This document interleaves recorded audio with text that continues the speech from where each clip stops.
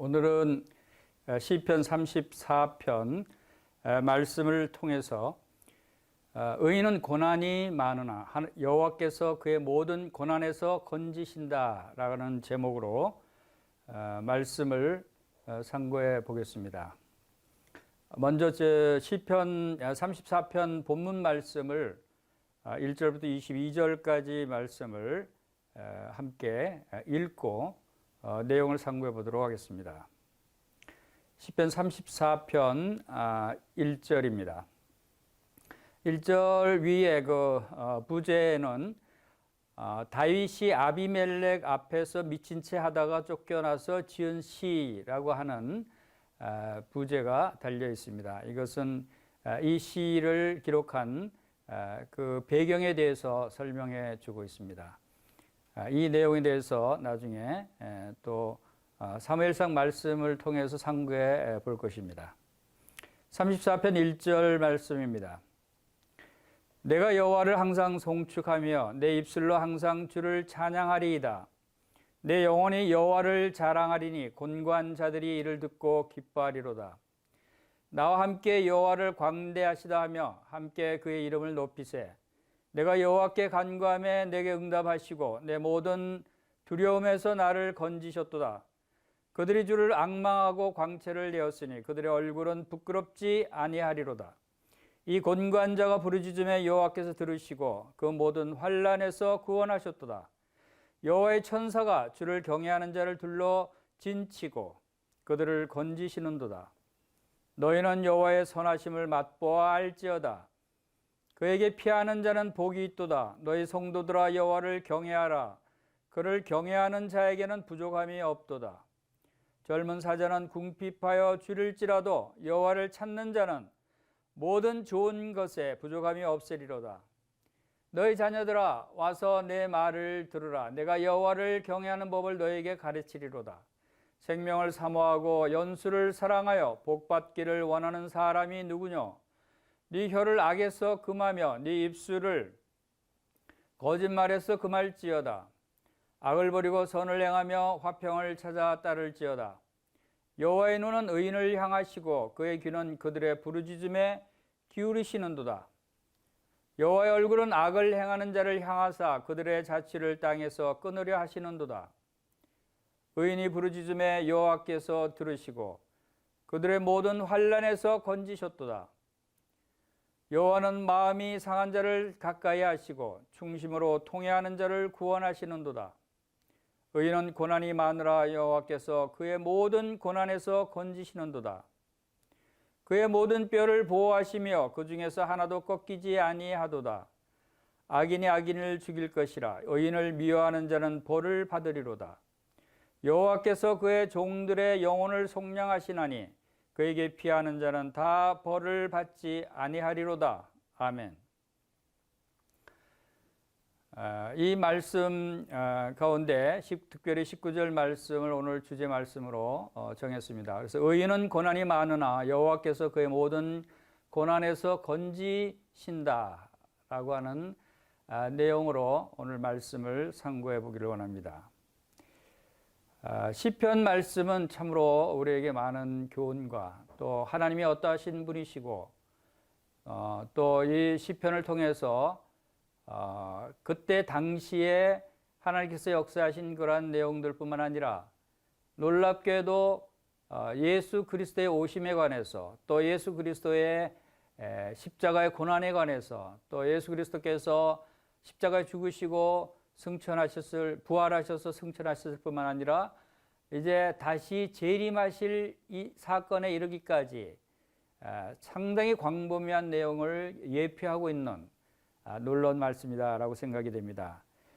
그래서 윌리엄 맥도날드는 이 시편 말씀을 이렇게 보고 있습니다. 만일 당신이 성경 중에 한 권만 갖고 황량한 섬에 갇히게 된다면 어떤 책을 택하겠습니까?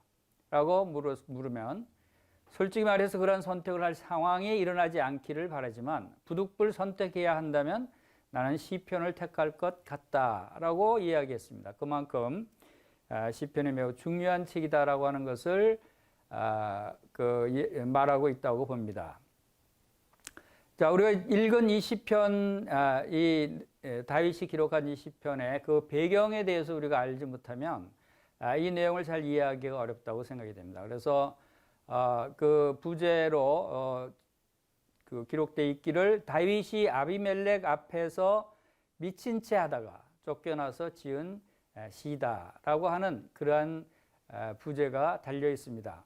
그래서 이 내용이 어떤 내용인가를 우리가 그 사무엘상 21장, 22장에서 살펴보고 그 이 시의 배경에 대해서 우리가 좀 알고 진행을 해야 될 것 같습니다. 우리 함께 사무엘상 21장 10절부터 22장 2절까지 내용을 읽어보겠습니다. 함께 찾아서 읽어보면 좋을 것 같습니다. 사무엘상 21장 10절입니다. 그날에 다윗이 사울을 두려워하여 일어나 도망하여 가드 왕 아기스에게로 가니 아기스의 신하들이 아기스에게 말하되 이는 그 땅의 왕 다윗이 아니니까 무리가 춤추며 이 사람의 일을 노래하여 이르되 사울을 죽인 자는 천천히여 다윗은 만만이로다 하지 아니하였나이까 한지라.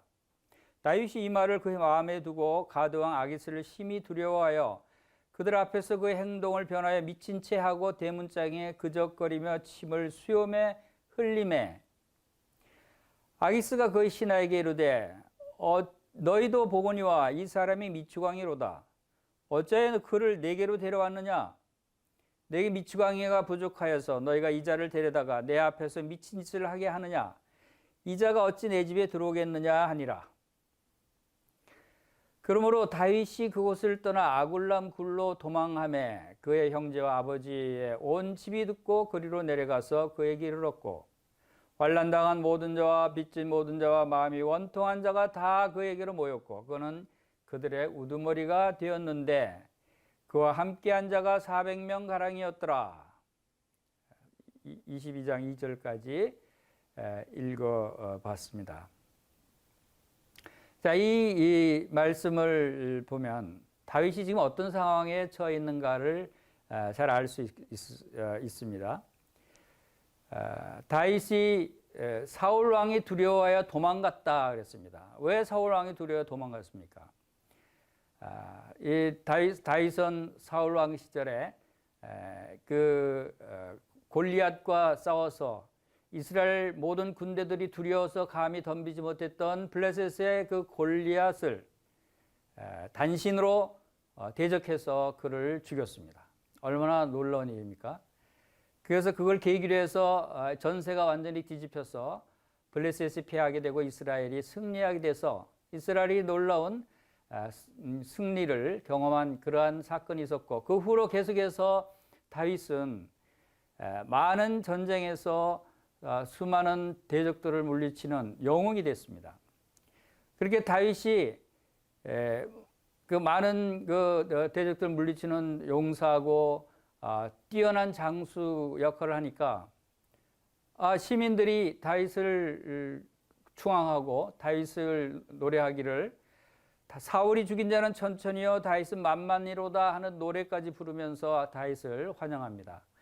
그 사울 왕이 가만히 보니까 이 젊은 다윗이라는 청년이 국민들의 아주 신임을 받고 추앙을 받고 자기 왕보다도 더 높임을 받으니까 이제 시기가 생겼고 나중에는 이제 그 다윗을 제거하기 위해서 다윗을 죽이려고 하는 그러한 사태까지 일어나게 됐습니다. 그래서 그러한 사태를 확실히 다행히 사울 왕의 아들 요나단을 통해서 다윗이 사울 왕이 다윗을 죽이려고 한다는 그런 본격적으로 죽이기 위해서 이제 그 쫓아올 것이라고 하는 정보를 듣고는 사울을 두려워해서 도망갑니다.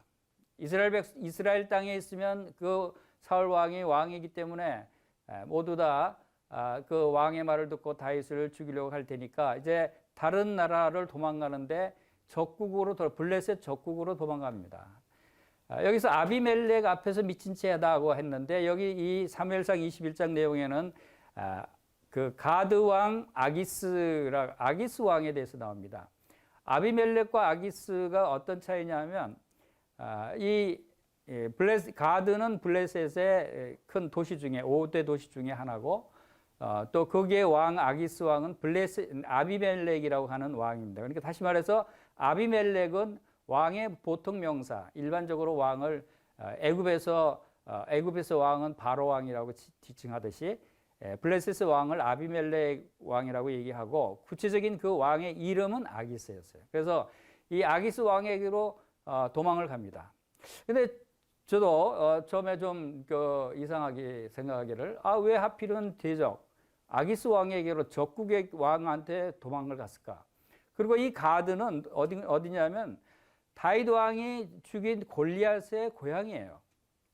골리앗의 고향의 적진에 뛰어들어갔으니 이런 일을 당하는 것이 아닌가 하는 생각이 듭니다. 그런데 이제 다윗은 아마 이 블레셋에 도망가면 사람들이 나를 잘 못 알아볼 것이다 하고 아마 변장 비슷하게 해서 들어갔겠죠. 그런데 워낙 다윗이 유명했던지 그때 당시에도 이 다윗을 아기스 왕 신하들이 다윗을 알아보고 이 사람은 사울이 죽인 천춘이와 다윗은 만만이로다 하면서 그 땅의 왕이라고 칭함을 받는 여기 그 땅의 왕 다윗이 아니니까 이스라엘 백성들이 왕이라고 부를 정도로 이 용맹스러운 장군이고 유명한 사람입니다라고 이제 고합니다. 그 말을 들으니까 이제 다윗이 아이고 큰일 났다 이거 이 사람들도 나를 알아보고 이제 나를 죽이겠구나. 아니 당연히 다윗 왕이 자기 소굴에 들어왔으니까 당연히 죽여야죠.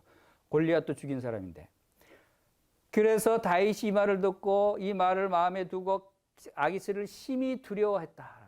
얼마나 두려웠겠어요. 적진에 아무 호위병도 없이 들어왔는데 바로 자기가 다윗 이스라엘의 다윗인 줄 알고 죽이려고 하니까 얼마나 두려웠겠어요. 그래서 다윗은 13절에서 그들 앞에서 그의 행동이 변하여 미친 채 하고 대문짝에 그적거리며 침을 수염에 흘리며 미친 사람처럼 행동을 합니다. 도저히 이제 정상적인 상태에서는 죽임을 당할 테니까 이제 미친 자로 이렇게 변신을 합니다. 그의 행동이 변하여라고 이제 기록되어 있습니다. 여기 원어상으로는 그의 행동은 맛이라는 단어고 변하여라는 맛이 변하다 이런 변질되다 하는 뜻입니다. 행동이 변하여 그러니까 맛이 같다는 거죠. 다윗이 맛이 간 행동을 보입니다. 맛이 같다. 우리 보통 정상적인 사람이 이상한 행동하고 좀 미친 채 하면은 좀 맛이 갔군. 그렇게 하듯이 맛이 간 행동을 합니다. 침을 질질 흘리고 막 대문에 기적거리고 우리 그 미친 사람 행동하듯이 거지 행자같이 아마 이제 막 발도 떨고 그랬을지 모르겠어요. 그런 모습을 보고 아기스 왕이 한심하거든요. 그래서 이 사람이 미치광이 아니냐? 어찌 미친 놈을 나한테 데려왔느냐? 이렇게 얘기합니다. 왜냐하면 당시에 미친 사람 아무리 진짜 다윗이라도 미친 다윗은 죽인다고 하는 것은 왕으로서는 체면이 안 쓰는 거예요. 미친 놈을 죽이는 건 그건 미친 사람은 죽일 가치도 없는 사람으로 치기 때문에 미치광이를 죽인다는 거는 자기 체면 문제이기 때문에 그냥 쫓아 보내는 것을 우리가 보게 됩니다. 그래서 그 사무엘상 22장에서는 다윗이 그곳을 떠나서 이제 아둘람 굴로 도망을 갑니다. 다행히. 이런 위급한 상황에 처했던 다윗이 거기서 이제 목숨을 건져서 아둘람 굴로 도망가서 그곳에서 기록한 것이 이 시편 34편 내용이다라고 하는 것입니다. 12장 2절에서는 그 후로 환난당한 모든 자와 빚진 모든 자와 마음이 원통한 자가 다 그에게로 모였고 그는 그들의 우두머리가 되었는데 그와 함께한 자가 400명 가량이었더라. 이 놀라운 일이 벌어집니다. 이렇게 모두 죽음을 피해서 도망 나와서 굴에 숨었는데 그러한 다윗에게 이렇게 400명이 모여서 함께할 것을 결의합니다. 어떤 사람들이 모였습니까? 환난당한 모든, 그래서 삶을 진 모든 자, 마음이 원통한 자. 자, 여기서 놀라운 하나님의 섭리를 또 하나님께서 원하는 것을 우리가 발견할 수 있는 것은 지금 다윗이 환난을 당하고 또 마음이 원통하고 얼마나 비통한 처참한 위치에 있습니까?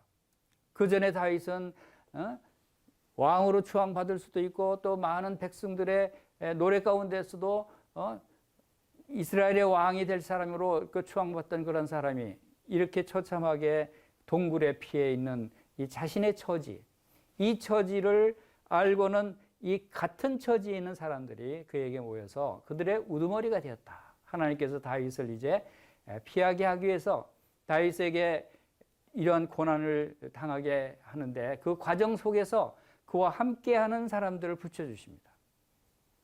이제 본문 말씀을 한번 살펴보도록 하겠습니다. 1절, 2절, 3절을 보겠습니다. 1절입니다. 내가 여호와를 항상 송축하며 내 입술로 항상 주를 찬양하리이다. 내 영혼이 여호와를 자랑하리니 곤고한 자들이 이를 듣고 기뻐하리로다. 나와 함께 여호와를 광대하다 하며 함께 그의 이름을 높이세. 자, 놀라운 찬양이 나오지 않습니까? 지금 다윗의 처지가 어떤 처지입니까? 지금 죽을 고비를 넘겨서 겨우겨우 정말 하나님이 도우셔서 하나님이 그를 피하게 하셔서 아글람 동굴에 숨어있는 그러한 처참한 곤고한 상태에 있는 다윗이 이런 찬양을 드립니다. 어떻게 이런 찬송이 나올 수 있겠습니까? 그것도 항상 송축하며 그렇습니다. 그리고 항상 주를 찬양하리라고 말씀하고 있습니다. 놀랍지 않습니까? 항상이라는 것은 내가 어려운 처지에 있을 때나 내가 기쁠 때나 슬플 때나 또한 좋을 때 어떤 처지이든 상관없이 항상 하나님을 송축하고 하나님을 찬양하자는 것입니다. 항상. 우리는 그렇지 않죠. 우리는 언제 찬양합니까? 하나님께서 나를 도우시고 나를 구원해 주시고 나에게 모든 좋은 것을 주셨을 때, 내가 기쁠 때, 기분이 좋을 때 하나님을 찬양하는 마음이 생기지 않습니까? 그런데 진정한 하나님의 백성들은, 성도는 그렇지 않은 상황에서도, 곤고한 상태에서도, 고난 중에서도, 환난 중에서도, 어려움 중에서도 주님을 찬양할 수 있어야 한다는 것을 다윗이 보여준다고 봅니다. 이 송축한다고 하는 것은 바로 무릎을 꿇다, 복을 주다, 찬양하다 이런 뜻을 담고 있습니다. 무릎 꿇고 찬양하고 예배와 경배를 드리는 모습을 얘기하고, 또 찬양이라는 단어는 비슷한 단어지만 하나님의 영광을 노래하고 하나님을 높여드리는 노래하는 그런 용어입니다. 그래서 송축함과 찬양에 약간의 그런 차이가 있습니다. 그리고 2절에 내 영혼이 여호와를 자랑하리니 라고 말씀입니다. 자랑 이건 원어는 할랄입니다. 바로 이 자랑도 바로 찬양하다는 의미를 담고 있습니다. 그리고 밝게 비추다, 자랑하다. 곤고한 자들이 이를 듣고 기뻐하리로다. 자, 곤고한 자들이 하나님을 찬양하는 소리를 듣고 하나님을 자랑할 때 기뻐한다는 것입니다. 그리고 나와 함께 여호와를 광대하다 하며 함께 그 이름을 높이세. 우리는 곤고할 때, 우리는 어려울 때, 고난 중에 있을 때 우리는 여호와 하나님을 광대하다 하시고 그분의 하나님의 이름을, 예수 그리스도의 이름을 높이는 그런 성도들이 되어야 할 것을 말씀하고 있는 것입니다. 우리가 가장 낮을 때, 우리 마음이 상했을 때, 곤고할 때, 어려울 때 우리 모두 함께 주님을 찬양합시다. 이제 4절 보겠습니다. 내가 여호와께 간구하며 내게 응답하시고 내 모든 두려움에서 나를 건지셨도다. 또 5절에서는 그들이 주를 앙망하고 광채를 내었으니 그들의 얼굴은 부끄럽지 아니하리로다. 내가 여호와께 간구하며 응답하시고, 지금 4절에서 이 7절까지 말씀에는 다윗이 이러한 곤고한 또 고난 중에서도 찬양할 수 있었던 이유가 무엇인가를 우리에게 보여주고 있다고 봅니다. 그것은 첫 번째, 이러한 고난 중에서도 찬송할 수 있었던 이유는 내가 여호와께 간구하며 내게 응답하셨다. 여러분, 고난 중에 있을 때 주님께 간구하시기 바랍니다. 부르짖게 되기를 바랍니다. 그럴 때 주님께서 응답하십니다. 그리고 응답하신다는 것은 바로 나의 모든 두려움에서 나를 건져 주신다는 것이 아닙니까? 그리고 두 번째로는 주를 앙망하고 광채를 내었으니, 앙망하다는 것은 무엇입니까? 앙망하다는 것은 바로 주님을 바라본다는 것입니다. 간절히 그 시선을 고정시킨다는 의미가 있습니다. 여호와를 앙망하라. 여호와를 앙망하면 바로 독수리가 날개를 치며 올라간 같이 새로운 힘을 얻게 된다고 말씀하시지 않았습니까? 하나님을 앙망하는 것은 우리의 힘이 되는 것입니다. 그래서 앙망할 때 광채를 내었다라고 하는 말씀입니다. 광채를 내다. 빛이 났다는 것입니까? 어디에 빛이 납니까? 그들의 얼굴은 부끄럽지 아니하로다. 즉 하나님을 앙망하는 자는 그 얼굴에 광채가 난다는 것입니다. 성도들의 얼굴이 빛나게 된다는 것입니다. 우리 믿는 성도들의 얼굴이 다르지 않습니까? 이 세상 사람들과 다른 부분이 내적인 믿음으로, 내적인 영적으로만 다른 것이 아니라 우리의 겉모습도 달라지게 된다는 것입니다. 여러분, 하나님과 함께 있었던 모세의 얼굴에 광채가 나지 않았습니까? 이러한 그 광채가 난다고 하는 것은 바로 성도들의 자연스러운 모습이라고 합니다. 성도들의 얼굴에 웃음이 있습니까? 슬픔과 두려움과 또한 그 괴로운 모습이 얼굴에 나타납니까? 여호와를 앙망하는 성도는 다른 것입니다. 여호와를 앙망하는 성도는 그 얼굴이 빛나는 것입니다. 빛나는 얼굴보다 더 아름다운 얼굴은 없습니다. 아무리 요즘 세상 사람들이 얼굴을 성형수술을 해서 예쁘게 뜯어 고친다고 해도 이 하나님의 영광의 광채로 빛나는 얼굴보다 더 아름다울 수는 없다고 하는 것입니다. 그리고 이 단어는 이 광채를 내었다 하는 이 단어는 명령형 동사로 해서 너희는 기쁨으로 빛을 비추어라 라고 하는 그런 뜻을 담고 있습니다. 우리는 이러한 영광의 광채를 이 세상에 비추어야 하는 것입니다. 그래서 우리는 이 세상에 빛이 되어야 한다고 하는 것을 말씀하고 있는 것입니다. 6절 보겠습니다. 6절과 7절에서도 이 곤고한 자가 부르짖음에 여호와께서 들으시고 그의 모든 환난에서 구원하셨도다. 여호와의 천사가 주를 경외하는 자를 둘러 진치고 그를 건지시는도다. 다윗이 공간 중에 찬양할 수 있었던 세 번째 이유는 바로 이 6절입니다. 이 곤고한 자가 부르짖음에 여호와께서 들으셨다는 것입니다. 여러분 곤고할 때, 여러분 고난 중에 있을 때 주님께 부르짖습니까? 주님께서 도와주시도록 기도하고 있습니까? 기도하면 하나님께서 들어주신다고 하는 것입니다. 왜 안 들어주십니까? 기도하지 않기 때문에. 여호와께서 들으신다고 하는 것은 그 모든 환난에서 구원하신다는 뜻이 아닙니까? 모든 고난에서 구원하셨습니다. 그렇기 때문에 이 다윗은 곤고한 중에서 찬양할 수 있었습니다. 그리고 7절에서 나온 대로 여호와의 천사가 주를 경외한 자를 둘러 진치고 그들을 건지시는도다. 여호와의 천사가 하나님을 경외한 자를 둘러 진친다고 합니다. 아니 어떻게 천사들이 둘러 진치는 것을 그가 볼 수 있습니까? 여러분 여호와를 경외하는 자는 하나님께서 지켜주십니다. 여호와를 경외하는 자는 하나님이 기뻐하십니다. 천사가 둘러 진친다고 하는 것은 바로 하나님께서 성도들을 사랑하셔서 성도들에게 경원들을 붙여주고 있다는 것이 아닙니까? 우리는 천사 경원들이 우리 주위를 지켜주고 있다는 것입니다. 여러분 보이지 않습니까? 그것은 여러분들이 보이지 않는다면 여러분 믿음의 눈이 없습니다. 믿음은 뭡니까? 믿음은 바라는 것들이 실상에 보이지 않는 것들의 증거라고 말씀하십니다. 우리가 믿음으로 볼 수 있는 것이 있고 우리의 육신의 그 눈으로 볼 수 있는 것이 있습니다. 예수 그리스도의 이름이 뭡니까? 예수 그리스도는 바로 임마누엘이라고. 임마누엘 하나님이시다. 하나님이 우리와 함께 하신다고 하신 것입니다. 여러분 예수님을 믿습니까? 예수님을 통해서 하나님이 여러분과 함께 하고 있다는 이 사실을 믿습니까? 하나님이 여러분과 함께 하고 계십니까? 여러분 그것을 볼 수 있습니까? 하나님께서 천사를 통해서 우리를 보호하시고 우리를 경호하시고 우리를 지키신다는 것입니다. 우리는 바로 이 다윗은 이 믿음의 눈으로 천사들이 둘러 진치고 있는 것을 볼 수 있었던 것입니다. 이제 8절, 9절, 10절 보겠습니다. 너희는 여호와의 선하심을 맛보아할지어다. 그에게 피하는 자는 복이 있도다. 너희 성도들아 여호와를 경외하라. 그를 경외하는 자에게는 부족함이 없도다. 10절 젊은 사자는 궁핍하여 줄일지라도 여호와를 찾는 자는 모든 좋은 것에 부족함이 없으리로다. 놀라운 말씀입니다.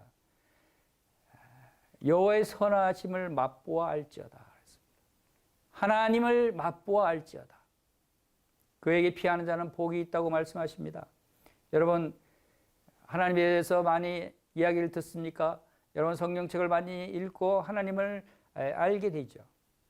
그러나 중요한 것은 이 맛보는 것이 중요합니다. 맛보아 아는 것이 필요합니다. 이 맛은 그 실제로 먹어서 시험한다는 그런 경험하다라는 그런 뜻을 갖고 있습니다. 개인적인 체험을 얘기하는 것입니다. 즉 다시 말해서 여호와 하나님과의 개인적인 관계, 인격적인 만남을 말하는 것입니다. 여러분 어떤 사람을 인격적으로 만나서 함께 교제해보고 경험해보지 않고 그 사람을 안다고 우리가 할 수가 없는 것입니다.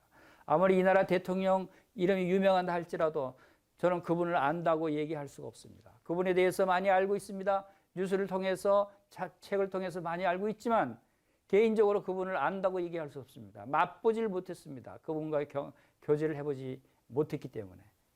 그러나 여러분 하나님도 마찬가지입니다. 여러분 성경책을 많이 읽습니까? 좋습니다. 많이 읽는 것. 여러분 복음을 많이 듣습니까? 수없이 많은 복음을 들었다고 할지라도 많은 복음에 관한 예수 그리스도에 관한 하나님에 관한 지식이 여러분에게 있다고 할지라도 여러분의 진정으로 예수 그리스도를 먹어보지 않으면 여러분 예수 그리스도를 알 수가 없는 것입니다. 이 맛보다고 하는 것은 먹는 것을 의미합니다. 여러분 그에게 피하는 자는 복이 있다고 합니다. 여러분의 진정 복을 받기를 원하시면 진정 예수 그리스도를 생명의 떡을 먹어보지 않으면 그 떡이 어떤 떡인지를 알 수가 없는 것입니다. 여러분 개인적인 구주로 영접을 해야 한다는 것입니다. 개인적인 인격적인 관계를 가져야 한다는 것입니다. 그리고 9절에서 너희 성도들아 여호와를 경외하라. 그를 경외하는 자에게는 부족함이 없도다 라고 말씀하십니다.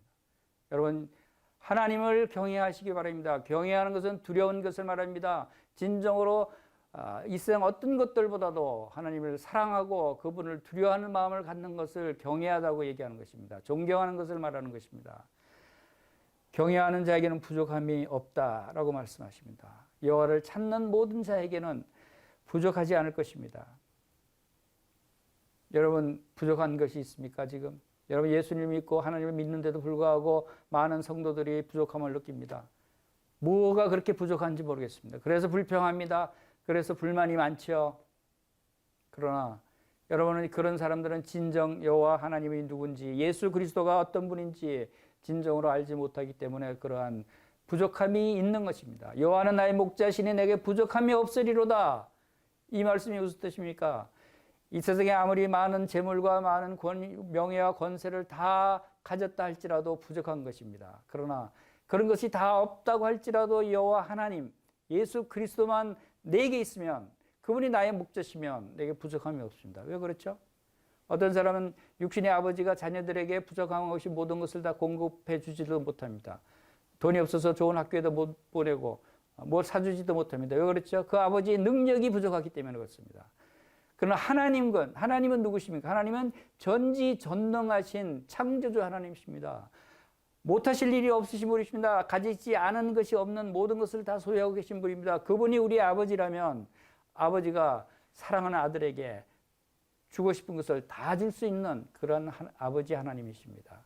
그래서 여호와는 나의 목자시니 나의 목자가 되신 여호와는 모든 것을 다 가지셨기 때문에 모든 일을 다 하실 수 있는 분이기 때문에 우리에게 전혀 부족함이 없게 채워주시고 풍족하게 해주신다라고 하는 뜻입니다.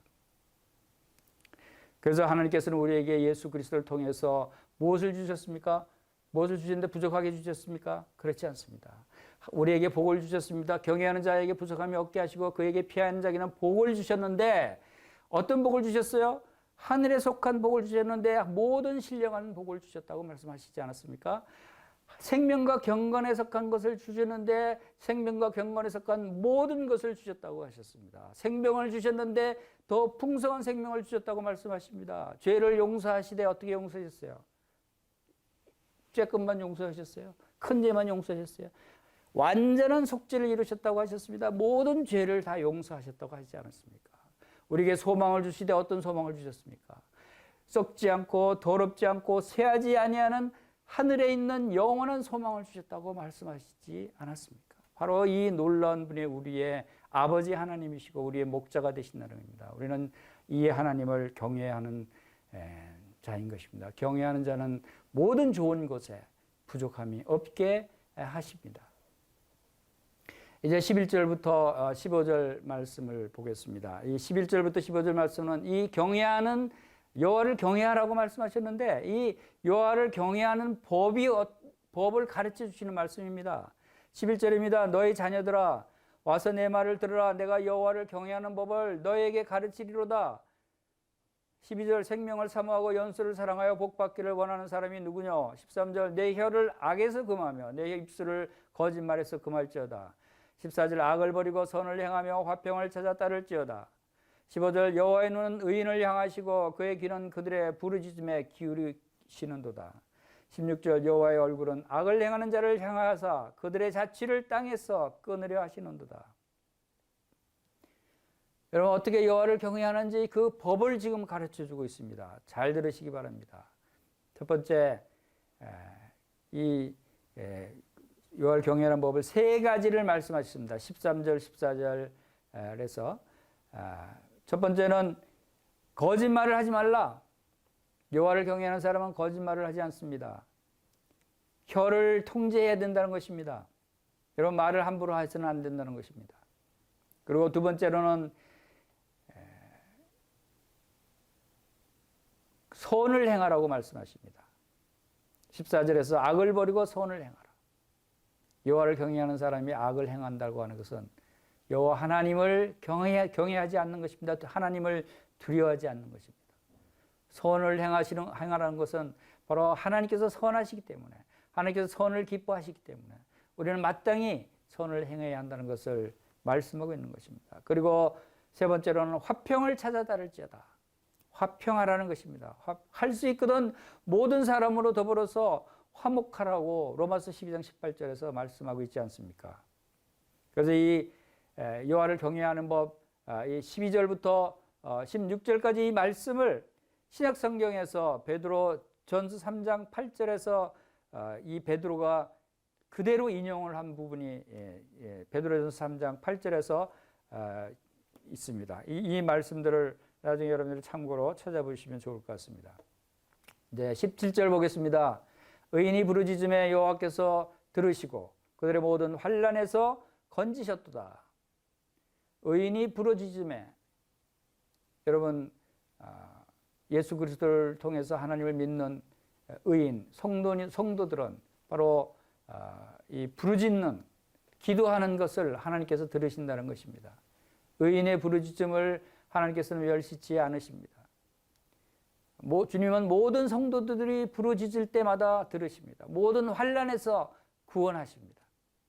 여러분 우리가 얻지 못하고 구원받지 못하는 것은 우리가 기도하지 않기 때문에 구하지 않기 때문에 부르짖지 않기 때문에 여러분들이 건짐을 받지 못하는 것이 아닙니까? 미국의 어느 이민간 어느 학자가 있습니다. 젊었을 때 혈혈단신으로 미국에 이민을 가서 고학을 해서 참 많은 어려운 가운데서 열심히 공부해서 이제 나중에 정식 교수 자리까지 올라왔습니다.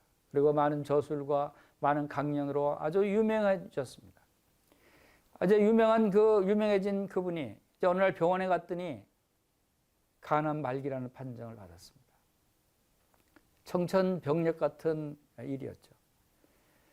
그래서 그분은 높은 산에 올라가서 하나님께 간절히 기도했다고 합니다. 하나님, 제게 다시 한번 기회를 주십시오.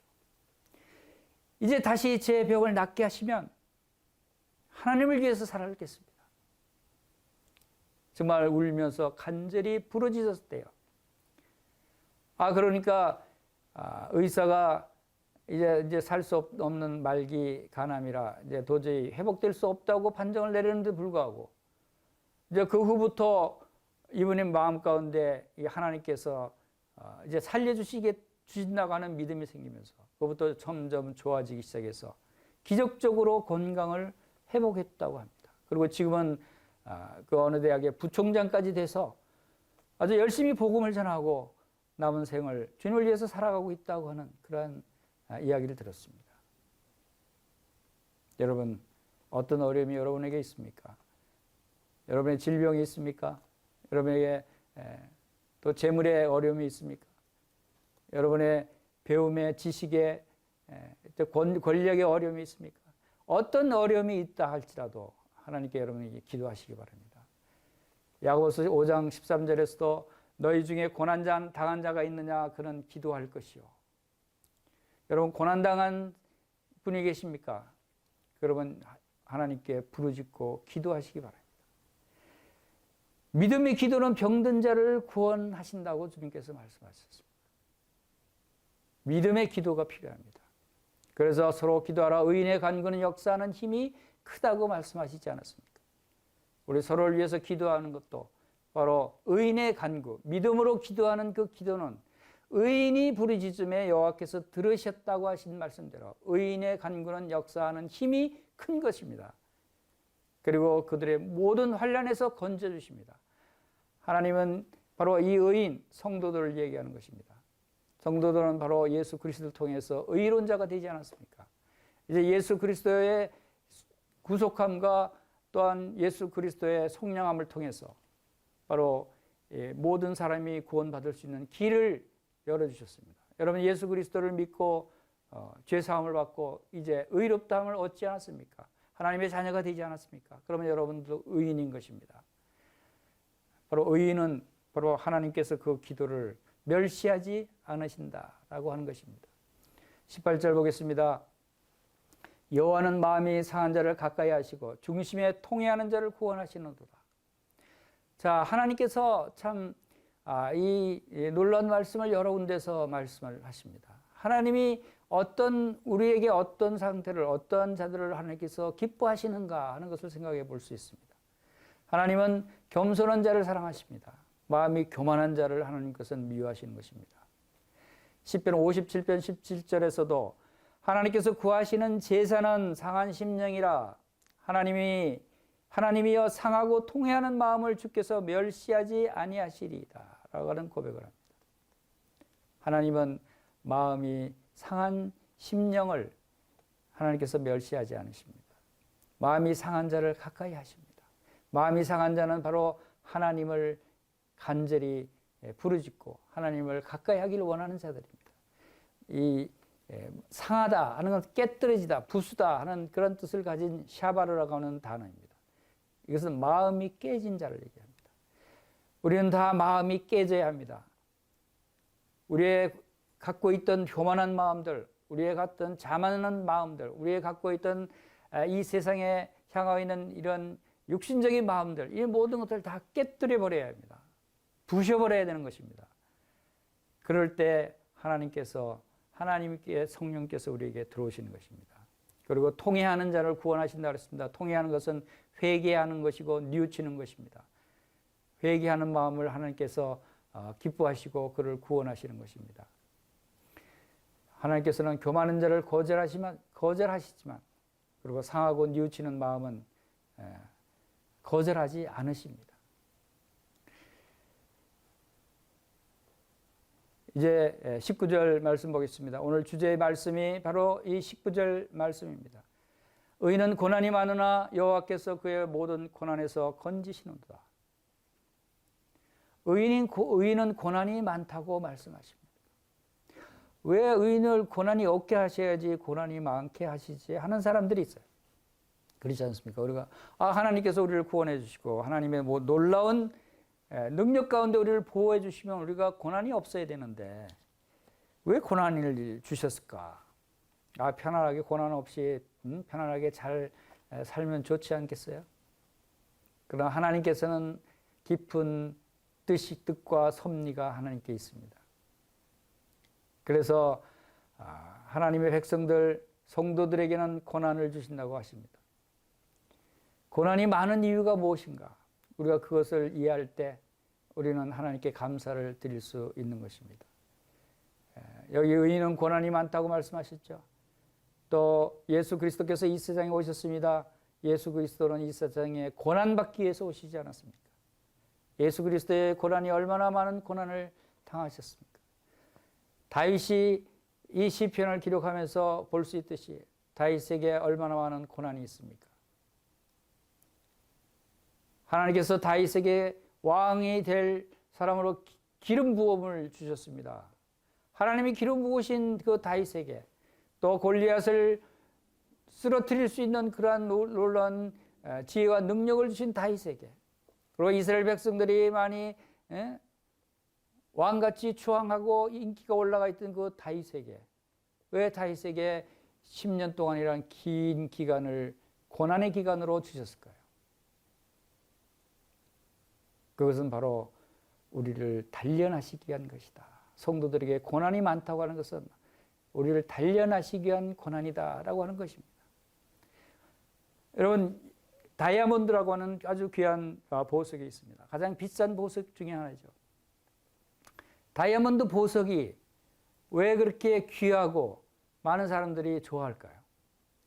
다이아몬드 그 보석을 분석해 보면 그 성분이 놀랍게도 이 숯덩어리와 같은 성분이라고 합니다. 탄소 덩어리로 구성되어 있다고 합니다.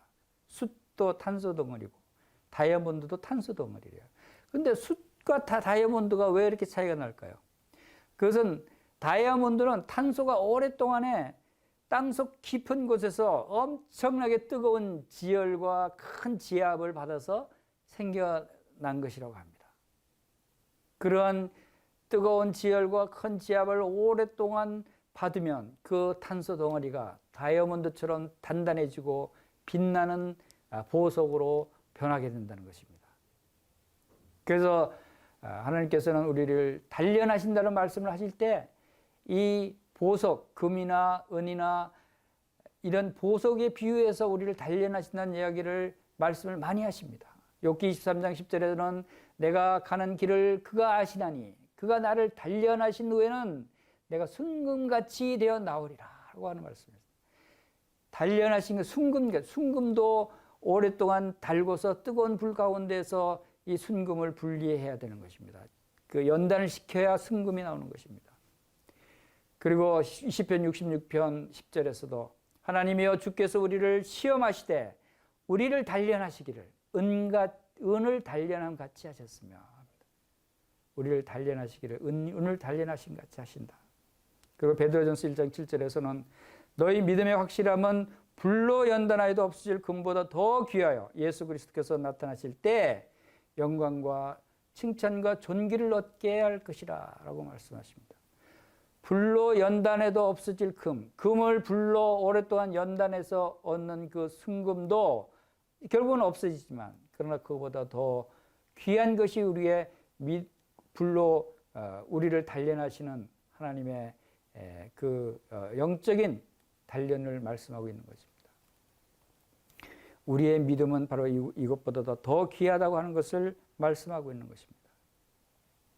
성도들은 하나님께서 성도들이 고난당하고 곤고해지고 마음이 상하고 탄식하고 있는 것을 그냥 보고만 있을까요? 하나님은 성도들이 부르짖는 기도를 외면하지 않으십니다.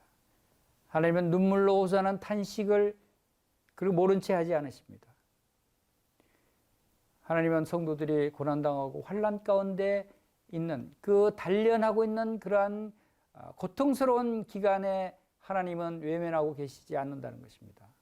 항상 하나님께서는 바로 우리 성도들과 함께, 의인들과 함께 임마누엘 하나님으로 함께 하신다는 것입니다. 그것은 우리가 사도행전에서 사도 바울이 예수님을 만났을 때 예수님께서 하신 말씀에서 우리가 알 수가 있습니다.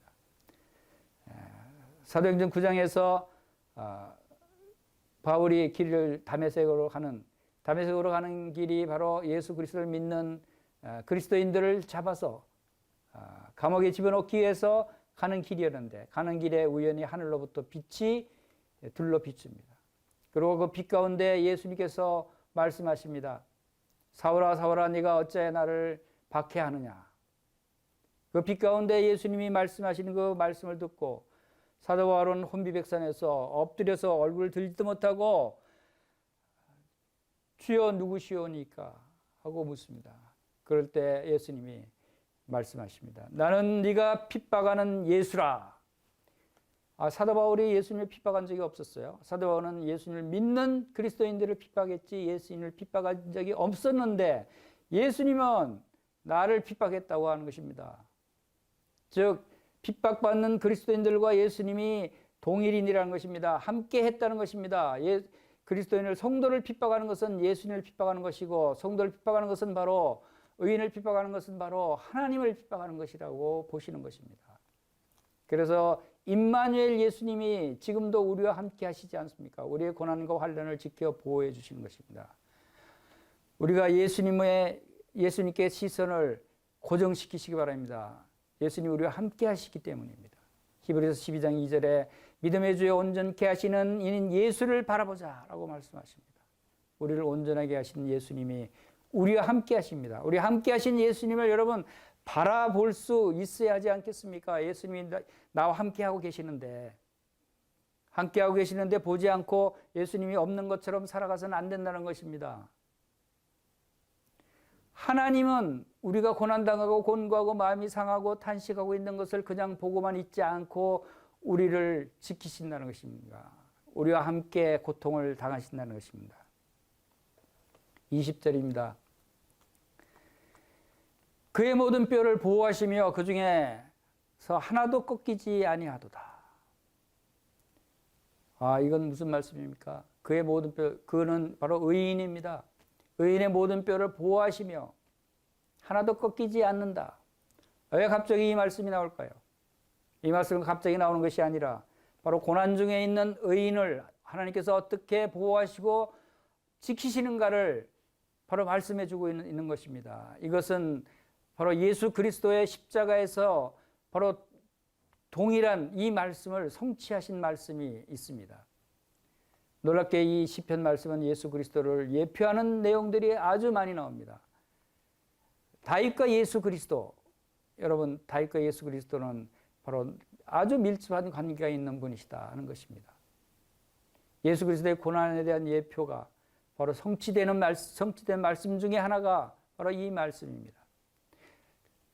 예수님이 십자가에서 못 박혔을 때 군인들이 이제 못 박힌 두 강도와 예수님이 못 박혔을 때 세 사람이 다 죽었습니다. 그래서 못 박힌 첫째 사람과 또 다른 사람을 다리를 꺾었습니다. 왜냐하면 다리를 꺾는다라고 하는 것은 죽은 사람을 죽었다 하고 완전히 죽은 것을 확인하는 그런 행위입니다. 죽은 것을 완전히 죽은 것으로 처리하는 것이죠. 완전한 죽음을 의미하는 것입니다. 그런데 예수님께 이르러서는 그 죽은 것을 보고 다리를 꺾지 않았어요. 그 중에 한 군인이 옆으로 창으로 옆구리를 찔렀습니다. 예수님은 다리를 꺾지 아니하였다라고 하는 그러한 장면이 요한복음 19장 33절에 나옵니다. 그것이 바로 이 시편 34편 2절 말씀이 성취된 것입니다. 근데 왜 예수님이 다리를 꺾지 않게 됐냐면 이것은 이미 출애굽기 12장에서도 유월절 어린 양에 대해서 말씀하시면서 유월절 어린 양도 뼈도 꺾지 말지며 라고 말씀을 예고를 하셨어요. 그래서 그 말씀대로 성취된 것입니다. 그런데 이 뼈를 꺾지 않는다는 의미가 말씀드린 대로 하나님의 의인은 끝까지 보호하시고 뼈를 꺾지 않으신다는 것입니다. 이미 죽은 것을 완전한 죽음을 확인할 때 뼈를 꺾는데 의인은 고난은 받을지라도 완전한 죽음은 당하지 않는다는 것을 의미합니다. 즉 부활을 얘기하는 것이죠. 완전히 죽는 것이 아니다. 의인이 죽는 것은 다시 살아날 사람이다. 그래서 예수님도 완전한 의인을 나타내는 것이고 바로 우리 성도들도 바로 의인은 모든 뼈를 보호하시며 그 중에 하나도 꺾이지 아니하도다 하는 것도 성도들도 완전히 죽지 않습니다. 우리가 죽을지라도 다시 부활한다는 것입니다. 그래서 성도들이 죽는 것은 죽는다고 얘기하지 않고 잠잔다고 데살로니가 전서에 표현하고 있듯이 바로 완전한 죽음은 우리 성도들에게는 일어나지 않는다 하는 것이 여기에 예표되어 있습니다. 이제 마지막 두 절을 보겠습니다. 21절과 22절 말씀을 읽겠습니다. 악이 악인을 죽일 것이라 의인을 미워하는 자는 벌을 받으리로다. 22절 여호와께서 그의 종들의 영혼을 속량하시나니 그에게 피하는 자는 다 벌을 받지 아니하리로다. 악이 악인을 죽일 것이라. 악인이 죽는 것은 그 악을 행했기 때문에 죽는 것입니다. 의인을 미워하는 자도 벌을 받는 것입니다. 바로 그러나 여호와께서 그의 종들, 바로 의인들을 얘기하는 것입니다. 하나님의 백성들을 얘기하는 것입니다. 성도들을 얘기하는 것입니다. 성도들의 영혼을 속량하시나니 하나님께 피하는 자들은 다 벌을 받지 않는다. 여러분, 죄를 지은 모든 사람들은 다 벌을 받게 되어 있습니다. 그런데 죄를 지었는데도 불구하고 벌을 받지 않는다고 말씀하십니다. 어떤 사람들은 바로 하나님께 피하는 자. 그것은 바로 그들의 영혼을 속량하시기 때문에, 속량하신다고 하는 것은 죄값을 대신 갚아준다는 것입니다. 죄를 지은 사람은 자기가 죄의 대가를 받고 벌을 받아야지만, 하나님께 피하는 자는 바로 그 죄값을 대신 갚아주신다고 하는 것을 말씀하시면서, 바로 이 두 말씀은 바로 예수 그리스도께서 이 땅에 오셔서 우리의 죄를 속량하시기 위해서 십자가에 죽으신 예수 그리스도의 구속 사역을 예고하고 있는 것입니다. 주님께 피하는 자는 심판을 받지 않는다고 말씀하고 있는 것입니다. 그래서 로마서 8장 1절에서 그러므로 이제 그리스도 예수 안에 있는 자에게는 결코 정죄함이 없나니, 죄가 있는데도 불구하고 정죄함이 없다고 말씀하십니다. 악인은 벌을 받는다고 말씀하십니다. 그러나 바로 예수 그리스도 안에 있는 자는 벌을 받지 않는다고 말씀하십니다. 이는 예수 그리스도 안에 있는 생명의 성령의 법이 죄와 사망의 법에서 너를 해방하기 때문이라고 그랬습니다. 바로 이렇게 속량받는다라고 하는 것은 놀라운 사건입니다. 여러분, 영원히 속량받으시기 바랍니다. 여러분, 속량받지 않은 자는 벌을 받습니다. 속량받지 않은 자는 마지막 때 심판을 당하서 지옥에 던져지는 것입니다. 그러나 예수 그리스도를 통해서 속량함을 받은 자들에게는 정죄함이 없습니다. 벌을 내리지 않습니다. 심판을 받지 않습니다. 이 놀라운 일들을 행해 주셨습니다. 이러한 예수 그리스도, 그분께서 우리의 죄를 속량하셨습니다. 다윗은 이 예수 그리스도의 구속 사역을 미리 내다보고 하나님께서 그에게 계시하시도록 하신 것입니다. 바로 이 말씀들을 통해서 자기를 고난 가운데 구원하시고 또 고난 가운데서 건져내시는 하나님의 놀라운 은혜를 통해서, 하나님의 놀라운 사역을 통해서 예수 그리스도를 바라보게 하신 것입니다. 이러한 말씀들을 통해서 정리를 해보겠습니다. 다윗은 본 이 시편을 통해서 겸손하게 하나님의 도움을 구하는 자는 반드시 구원하시는 하나님의 그 선하심을 찬양하고 있습니다. 반면에 많은 사람들이 하나님의 선한 도움을 실제로 받으면서도 그분을 높이지 않고 찬양하지 않는 것을 책망하고 있습니다. 다윗은 또한 하나님께 소망을 두는 자는 모든 좋은 것에 부족함이 없을 것이라고 찬양합니다. 모든 그리스도인들은 의인들입니다. 그리고 예수님을 통해서 하나님의 자녀들이 됐습니다. 그러나 성도들은 이 세상에서 많은 고난을 당한다고 말씀하십니다. 의인들은 고난이 많다고 말씀하십니다. 그리스도를 위해서 고난을 받는 것은 큰 축복이 되는 것입니다. 성도들에게는 영원한 상급과 구원이 보장되어 있기 때문입니다. 그리고 그러한 많은 고난이 있다 할지라도 바로 하나님께서는 그 모든 고난에서 우리를 건지신다고 약속하시는 것입니다. 하나님은 마음이 상한 자를 가까이 하십니다. 중심에 통해하는 자를 구원하십니다. 그래서 하나님께서는 항상 송축하라고 말씀하십니다. 항상 주를 찬양하라고 다윗을 통해서 오늘 우리에게 말씀하고 있는 것입니다. 항상 이것은 기쁠 때나 슬플 때도, 어려울 때도, 고난 중에도 우리를 구원하시고 우리를 건져내실 하나님을 믿을 때 우리는 찬양할 수 있는 것입니다. 항상 기뻐할 수 있는 것이, 항상 찬양할 수 있는 것이 바로 그러한 이유입니다. 다윗은 그 비결을 알았습니다. 다윗은 믿음으로 그러한 하나님을 볼 수 있었습니다. 그래서 다윗의 그 고난의 초기인데도 불구하고 이 시편 34편은 바로 다윗이 고난이 이제 시작되는 단계입니다. 그리고 하나님께서는 놀랍게 아주 낮은 위치에, 가장 낮은 위치로 낮춰버리십니다. 다윗의 모든 과거의 용맹함과 명성과 그러한 자랑하던 힘들을 다 죽여버리고 미친 자의 행세를 할 정도로, 미친 자라고 해서는 죽은 자를 의미하는 것이 아닙니까? 미친 자의 가장 낮은 위치까지 낮추시고 그를 구원하시고 인도하시는, 그럴 때 다윗은 참으로 겸손한 마음으로 하나님을 경외하게 되는 것입니다. 겸손한 마음으로 하나님을 경외하면서 하나님께서 부족함이 없게 하시는 그 하나님을 찬양하고 있는 다윗의 모습을 봅니다. 우리 함께 여호와를, 우리 함께 하나님을 광대하시다 하며 함께 그의 이름을 높여드리십시다. 그리고 이 모든 고난에서 건지시는 주님을 찬양하는 성도님들이 되시기를 간절히 바랍니다. 아멘.